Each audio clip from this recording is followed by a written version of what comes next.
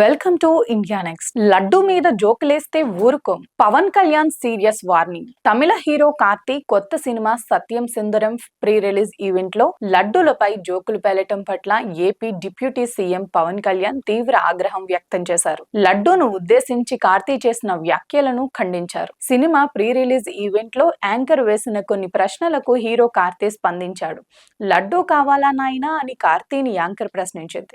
దీనికి సమాధానంగా ఇప్పుడు లడ్డు గురించి వద్దు, అది చాలా సెన్సిటివ్ మ్యాటర్ అని కార్తీ చెప్పాడు.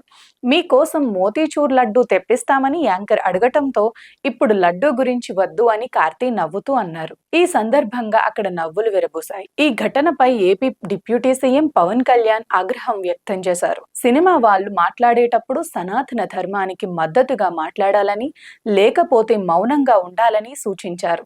లడ్డు విషయమై ఒక సినిమా ఫంక్షన్ లో జోకులేశారని, అలాంటి మాటలు మాట్లాడే ప్రయత్నం చెయ్యొద్దని పవన్ కళ్యాణ్ కార్తీని హెచ్చరించారు. మీ మీద తనకు గౌరవం ఉందని, మీ నటన తనకు నచ్చుతుందని చెప్పిన పవన్ ఒక మాట మాట్లాడే ముందు 1000 సార్లు ఆలోచించుకోవాలని అన్నారు.